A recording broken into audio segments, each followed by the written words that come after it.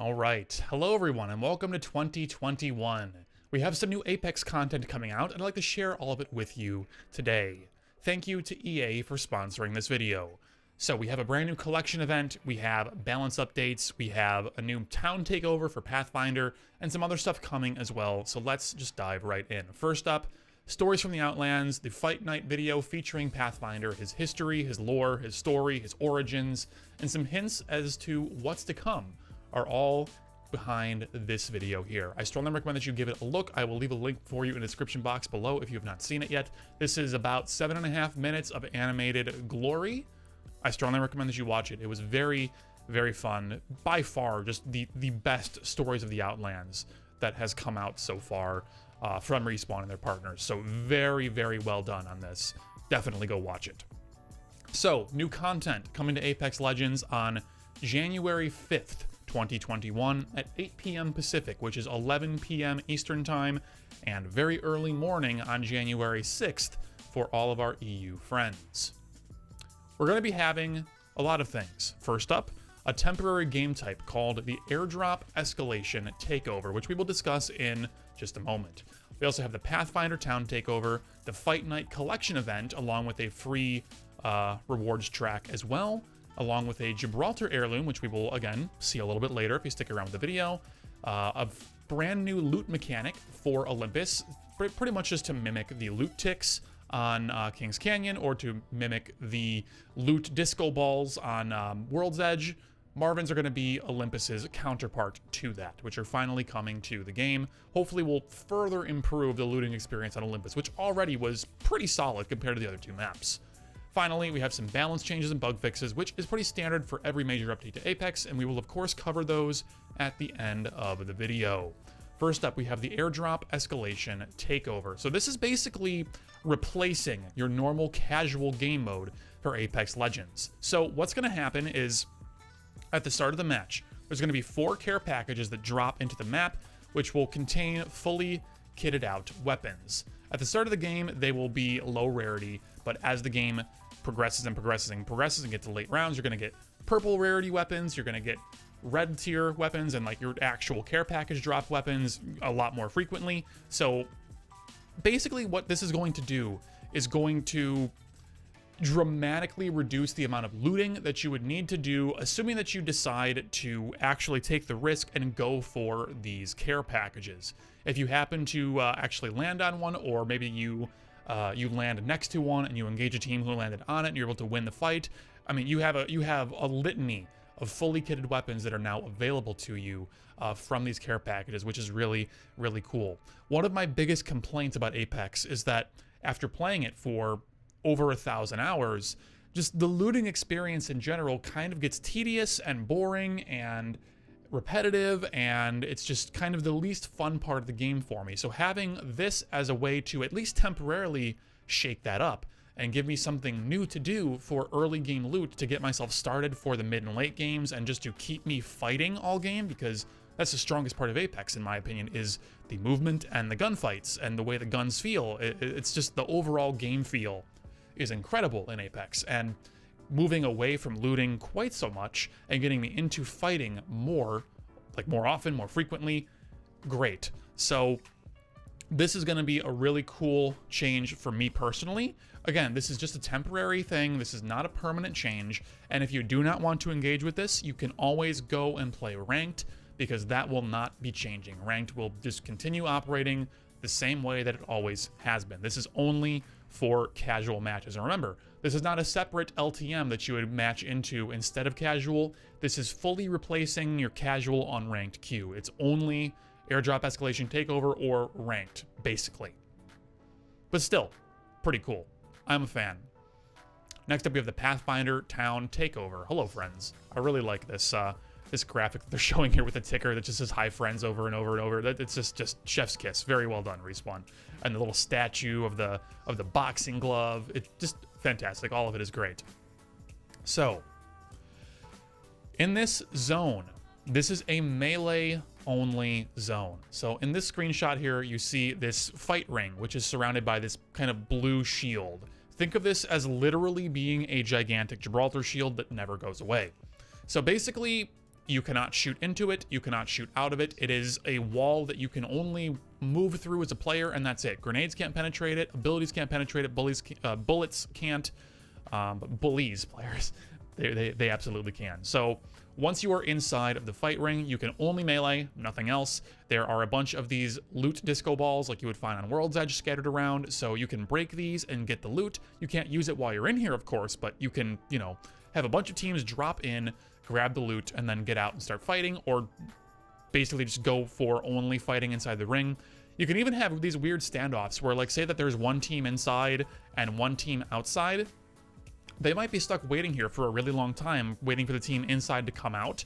And then, you know, that team inside can just, you know, basically just chill and wait for a while. Or, like, because this is such a large area, they can just try to get out the other side. And, you know, it's going to force these really interesting fights where, like, the outside gatekeeping team is going to have to become very, very mobile to try to basically contain a team inside of here, and then they can get rotated on. But if they manage to continue for too long, then, you know, you're getting absolutely no loot whatsoever, and then, like, you're just kind of SOL for the end game. But then again, the camping team is SOL as well in some situations. So, like, you know, it's this is going to create some very dynamic and different gameplay loops than what you might be used to. So I'm very interested in seeing how this plays out and whether or not this will be enough of a fan favorite to remain a permanent addition to the map, or if it will just stay a temporary thing. But we'll see. There's a lot of zip lines going in and out as well, which is really, really cool. So it's not like there's only one way to come in by, like, just like jumping and climbing up. You can zip line in, and I'm sure there's other ways of finding your way into here as well, which is very, very cool.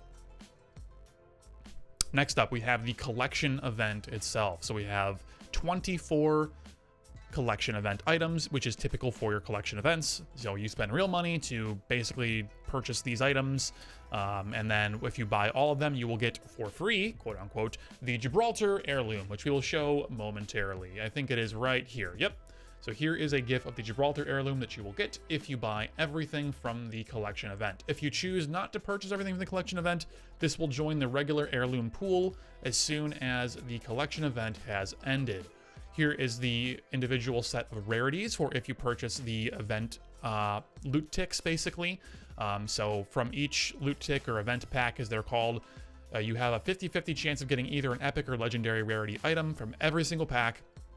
And then in your other two reward slots, 70% chance for a rare, 20% chance for an epic, and 10% chance for a legendary. So you could, with basically, if you buy 24 packs, there is a non-zero chance that you're going to get a couple of legendaries in one pack. You know, like, you're going to get a guaranteed event.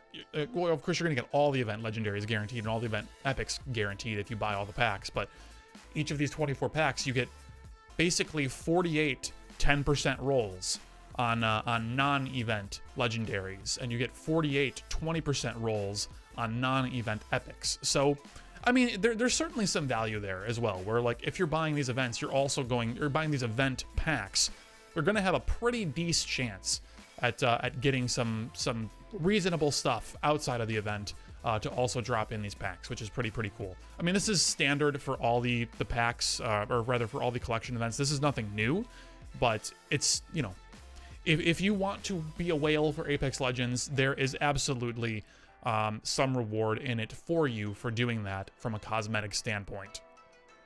There's also a free rewards track if you choose not to spend money whatsoever.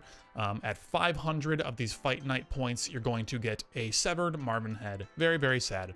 At 1,000, you get a Gibraltar skin. At 2,000, you get this really cool RE45 skin, which we will see in 3D in just a moment. And then at 5,000, the very end of it, you will get a charge rifle skin.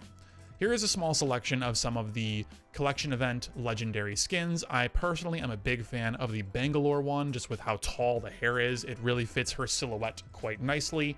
And yeah, I'm cool with it. I'm not the biggest fan of, like, the colors on it, but I'm sure with many of these skins, there's eventually going to be recolors that come out, and hopefully I would like a recolor better. But that base skin, especially with the hairstyle, is very, very nice. I am a fan.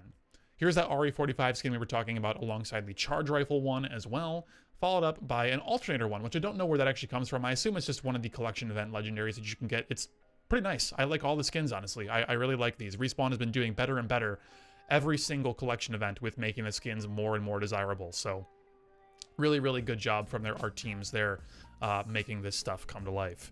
Next up, for actual gameplay stuff in this update, we have Loot Marvins. Once again, to reiterate, these are going to be Olympus's corollary to the loot ticks on King's Canyon or the loot disco balls on World's Edge. But there is, I think, seemingly a small couple of changes to these, which of course you should be expected, because we can't just have the exact same thing spread across 3 different maps with different skins shoved onto them and that's it. I mean, they all have their own little mechanics, right? So for the Loot Marvins, it's pretty cool in that, yes, we have our traditional, you know, if you have a blue Marvin, then it's level 2 loot, a purple Marvin's level 3 loot, a very happy yellow face Marvin is legendary level 4 loot, cool, whatever, but we have the potential to roll a white sad face level 1 loot, which is bizarre because on the other 2 maps with their looting mechanics, that's not a thing that you can get. You can't get a white loot tick. You can't get a white disco ball. I mean, you'll see it if you're basically you're spectating someone else and it bugs out, and sometimes it'll show a white disco ball, but it's not actually like a white level 1 rarity. They're just the level 1 rarity loot things don't actually exist in those other maps. So the fact that they will exist on this map suggests to me that Marvins will very likely be significantly more common on this map than the lootable items like that on those other 2 maps. So I would expect to find in any particular named area, like any particular zone of the map, I would expect to find multiple Marvins where you would find between 0 and 1 of those other loot items on other maps. I think that Marvins are going to be much more widespread if we're going to be having these common level 1 ones. So I think that's going to just, once again, help to normalize loot. Even if you're not dropping a whole lot of great stuff, it's just more sources of maybe a couple syringes or a couple of cells or a little bit of ammo. You know, maybe like the Marvins will drop like tailored loot based upon what you need. Like maybe if you have like a shotgun and a light weapon, it'll drop shotgun ammo and light ammo or something. This is all just complete in the dark guessing. Who knows what they'll actually do, but you know, maybe that could be a function of like a common level 1 loot Marvin. Also, there is another little bit of information here where if you decide to instead of just taking the loot from the Marvin, if you decide to shoot the Marvin, when you do that, they have a chance to drop their arm for you to store in your inventory. If you take the Marvin's arm, yes, I'm serious, they're a literal arm. If you take it to another Marvin, you may get a reward by high-fiving the new Marvin with the dead Marvin's arm. Okay, sure, why not? Why not? It's funny. It's very morbid, I guess that if they were never really alive, is it really that bad? Hey, dude, high fives. High fives equals loot. That's all I care about. Let's get some loot, dudes. Meta updates. So, some good stuff here. I think I pretty much agree with and like all of the changes that are happening in this, except maybe the caustic one I'm not a huge fan of, but it is what it is, and, you know, whatever. We'll play with it, see how it goes. But let's start with Rampart first. Rampart's amped cover has its cooldown being reduced from 30 seconds to 20 seconds, so that is a buff. Rampart is going to be able to drop walls 10 seconds more quickly now, or rather, once she drops all of them, they will start recharging, and she'll get her first one back 10 seconds sooner than she normally would. So it's something for Rampart. I certainly don't think that this is going to be the thing that breaks the camel's back and is going to suddenly make Rampart strong or even like good. I think she's still going to be a bottom tier legend, most likely, at least in my opinion. But it's certainly something. It's better than having nothing whatsoever. So sure, why not? Why not? Caustic. The Nox gas trap has had its cooldown reduced from 25 seconds to 20 seconds. Caustic has been the recipient of quite a lot of balance changes over the last numerous updates for the game since, like, probably, I don't know, season 4 or 5 he's gotten just a lot of changes. So I'm struggling a little bit to place where I think Caustic should fit right now, especially because my experience with him in casual game modes is very incongruent with many of my friends and peers who play nothing but very high level ranked. So because I'm not a player who really cares about ranked too much, like I've said in the past, like if I were to sweat really hard and get a good team and play consistently, I have no doubt that I could at least be high diamond, if not, you know, masters or whatever. Like I'm sure that we could hit that without too much trouble and strife, but it's just not really a thing that I personally care about. I'd rather just be stupid and have fun than, like, you know, I'm getting too old to just try to sweat and compete and have anxiety over that all day, every day for weeks and weeks and weeks while streaming and while making content. Just not worth it, right? So for high level ranked, I'm really not sure where this is going to actually end up for Caustic. But for casual, I mean, cool. I don't really see very many Caustics all that often. So, you know, when I decide to actually play Caustic, feeling a little bit stronger as him makes me feel a little bit happier. I don't know. We'll have to see what happens here. But I'd really like to see your comments on Caustic below, because I truthfully don't have a good feel for, you know, what the pros and what the high-level ranked grinders are feeling about him right now, and whether or not this is justified, quote unquote, in your opinion. So please sound off below, because I would love to read your thoughts and educate myself on that. As for weapons, we have a Hemlok nerf. Damage is going from 22 down to 20. This is something that I never thought I would see, but with this most recent season, the Hemlok has been feeling very, very powerful. I've seen so many people using the Hemlok, clapping me with Hemlok, clapping other people with Hemlok, calling the Hemlok easy mode. So, I mean, this seems justified to me with the opinion on the Hemlok lately being what it was.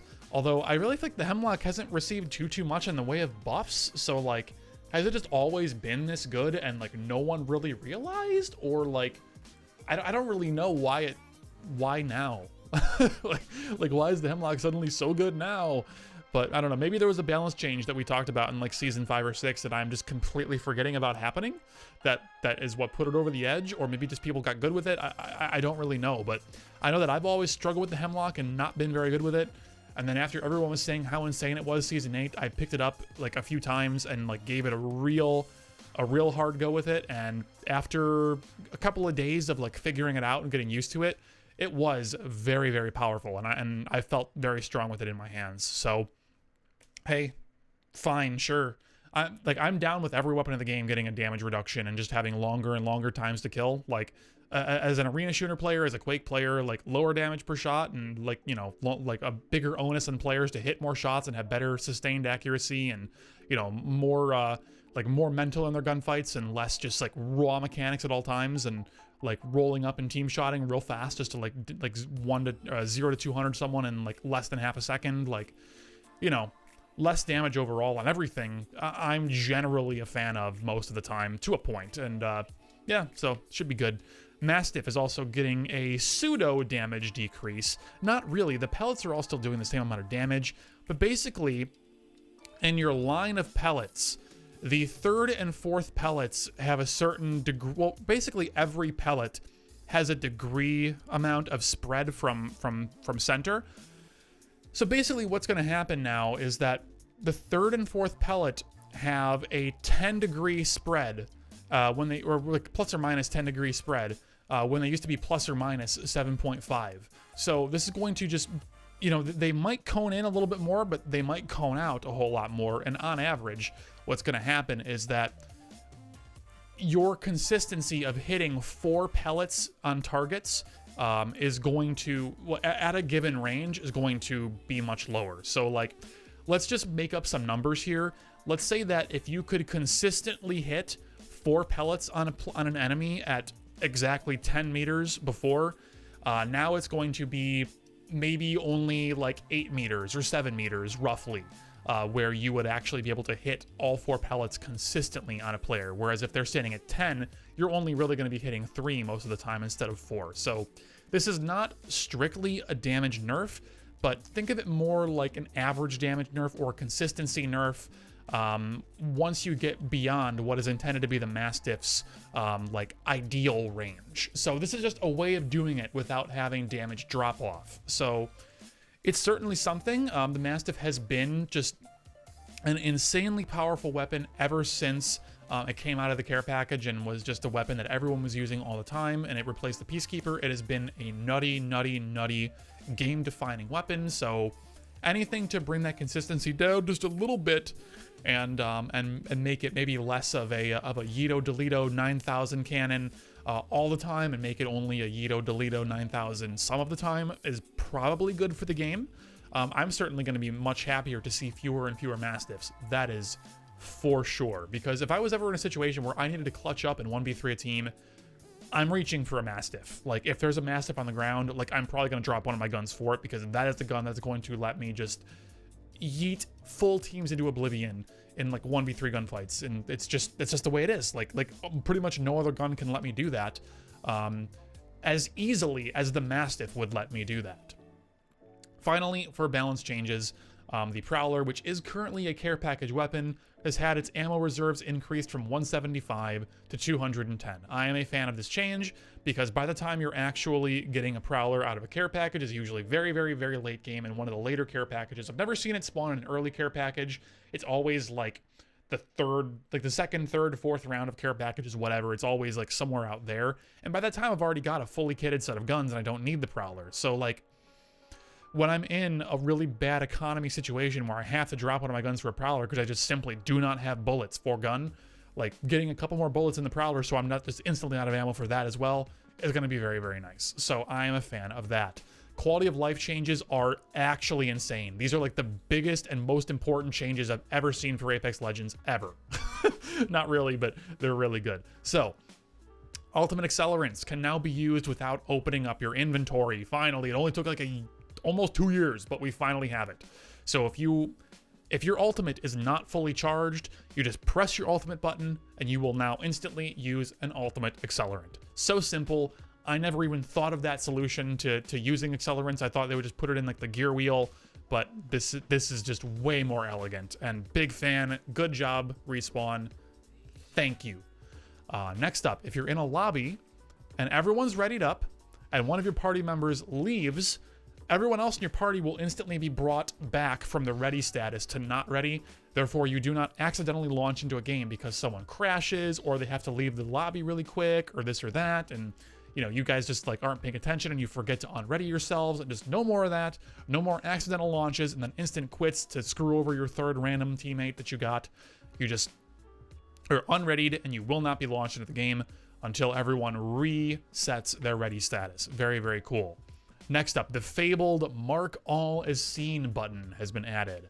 So now when you get a bunch of rewards from your battle pass and your free rewards track and your loot tick and your this and your that, now you have one button to just click the button and mark everything as seen. No more annoying red dots, just one button, get rid of it. Thank you, Respawn. I appreciate you so much for finally coding this in. Thank you. Next up, pinging the nearest respawn beacon from Spectate will now always ping the nearest beacon unless you don't have time to use that beacon before the ring closes over it. Whereas previously, it would always default to the nearest location that's in the next safe ring. So this is an interesting change. It's gonna just be a little bit of a small convenience quality of life thing for maybe if you're not in voice comms with your team and you're playing just truly by yourself in, you know, like solo queue trios or whatever. This is going to be nice to, if you need to spam the ping button, at least you're going to be spamming a usually more easily accessible and closer respawn beacon rather than one that's 500 meters away because it's the closest one that is in the safe ring because the like your first zone just started closing and you're on the opposite side and you know like how ridiculous it can be sometimes. So this will give you a lot more leeway in pinging a more reasonable respawn beacon. It's, you know, this is not a big deal, but it's helpful for the solo queuers out there. So I'm a fan of this quality of life update. Thank you, Respawn, for that. Next up, for all of you lore aficionados, you now are going to be shown a count of how many treasure packs you need to acquire the next comic page. So very, very cool. I personally don't really chase those. I don't play Apex every day, so I usually end up missing weeks and weeks worth of these things, so I never get all the comics, so I end up just having to go back onto like the wikis or whatever to actually go and view them. because I just simply don't play every day and I can't unlock them all. There's just no way. And I don't want to spend coins to like catch up or whatever. So I'll just go on the wiki and look at them. But for those of you that are actually like wanting to see them in game as early as they come out and have a nice counter to know when you're going to get the next one, this update is for you. Next up, Caustic should now smash the door with his heirloom hammer instead of his leg if the hammer is available. Very, very cool. It always made me sad because Caustic's heirloom was the first heirloom I've ever gotten, and I would always just bust down doors with a leg. I was like, why am I not hammering the door? You know, so now it's a thing. Thank you, Respawn. And finally, there is now a small information bit that pops up in the Finds Friend box to describe a situation where your friend may not be findable because of their EA account settings. So this is always just one of the biggest hurdles to adding friends manually through the game or through Origin or whatever. It's just like, or Steam, or like, you know, people can just have these weird account settings that might preclude you from searching for them, and it can become a nightmare to actually add people as friends sometimes because they like set their privacy settings years ago and they don't even remember what they are and how to go back to them and change them and yada yada. So it's going to be a nice little prompt in game to assist you with some of those snags to help you smooth them out and get your new buddies added. Very, very cool. We have some bug fixes as well. I have not read these beforehand, so we're going to be reacting to these live. Bloodhound has an issue with their UI disappearing after interacting with Horizons Tactical. I have never heard of that before, but yay fixes, thank you. Next up, apparently Wraith's portals could be destroyed by a trident. Didn't know that either. Cool. Bangalore has an issue with her missiles passing through hatch doors when they're closed in World's Edge, and this has been fixed. Didn't know that. Cool fix. Mirage had an issue with the decoys not making footstep sounds. I believe I have experienced this before, so I'm happy to see that changed because this is going to make it so Mirage's ultimate is actually good because you can't just listen for which of the Mirages are real because they're all going to sound real now. So this is going to make Mirage a lot stronger. This is actually, even though it's a bug fix, it is a buff for Mirage for sure. Crypto had an issue with Hack, which is the drone, consuming 2 vault keys if there were 2 in Crypto's inventory. That's a funny bug. I'm glad that's gone because that's really frustrating. And then fixed an issue with Hack getting stuck within the Trident when deployed as a passenger, and his Trident is on a ramp. Huh. That's, I guess because like, maybe because Crypto is not like playing with the world, he's like at like a weird angle because he's on the ramp, and then Hack is just deployed oddly and they didn't have code to account for that or something. I don't know. Whatever the issue there might have been. I'm not a coder, but I would assume maybe that's like the first place I would look. So I'm glad that that's fixed. Like Crypto does not need to have like all these little issues because he's already so finicky and difficult of a legend to play as it is in some cases. Like smoothing a lot of this stuff out is really, really good. So very nice. Well done, Respawn. Revenant. They fixed an issue causing other players to teleport with Revenant if they punch Revenant when he has very little health. I've heard of this happening ever since Revenant has come out, and I've never actually seen it happen. So I'm glad that they actually identified this as being real and they figured out how to fix it. So good job. Fixed an issue that didn't allow Revenant to deploy the Death Totem on the Trident. Interesting. So that was an issue. I thought that was just a choice that you couldn't deploy the Death Totem on a Trident, but apparently you can. So where does it go? Does it go on the ground, or does it go on like the center of the Trident, like where Gibraltar's Dome would go, or where Lifeline's Healbot would go? Does the Death Totem literally just go on top of the Trident or something? Like, how does that work? That's interesting to me. Because if you can put the totem on the Trident, and then your team activates it and gets on the Trident and drives away, like what happens if you are killed in shadow form while you're on the Trident? Do you just literally stay in your same seat and leave shadow form or something? Like I really would need to go in the game and play Revenant for a match and see how that works, because I really don't know what the intended behavior is and how that would shake out. So interesting. Loba fixed oh, thank you, Respawn. It's only taken you 30 years, but we've done it. We have fixed windows in World's Edge that prevented Loba's bracelet from passing through. Thank you, thank you, thank you, thank you, thank you. Now fix the ones in King's Canyon too, where you're trying to bank the bracelet through some of like the what, like, I guess, like, I don't want to call them blinds, but there's like these little like bars on the windows and stuff that you try to, like, if you try to throw the bracelet through the bars, and like if you land it perfectly, it'll go through the bars and you can teleport into a building from outside or vice versa. But if you're off by just a pixel, then your bracelet will hit the side of that bar, and then instead of following like traditional physics and just going in anyways because you have all that momentum, it'll just straight up bounce right back outside and you're dead. So please fix the Kings Canyon ones too, because that would make me so much more likely to play Loba more frequently. Like, that was one of my biggest complaints about her, and why, like, one of the big reasons why I stopped playing her was because that was just frustrating me so much, not being able to teleport the way I wanted to teleport. Like, and it seemed like it was only sometimes working, so it wasn't even like it was a thing that didn't want Loba to do. It was just like not polished and blah, whatever. Anyways, moving on, my throat hurts. Rampart. Fixed an issue that allowed Rampart to place Sheila while in the phase runner. That's a thing that you could do? Don't tell me you could play Sheila and then like get on Sheila inside the phase runner and just stay in the phase runner and be like invincible. There's no way that worked, did it? Also, they fixed an issue where UI elements stayed on screen for using Sheila. I mean, I never saw that, but yeah, I mean, just cleaning stuff like that up is really good. Finally, Horizon. Fixed an issue with Horizon's abilities not affecting Lifeline's dock and Crypto's drone. Interesting. So I could use my Q on dock to pull, or to lift dock, or I can use my ult on dock to pull it away from people. I never even thought of that as a possibility. And it seems as though that is exactly what I can do. And I'm very excited to play my waifu Horizon some more and pull people away from their heals. That makes me very happy.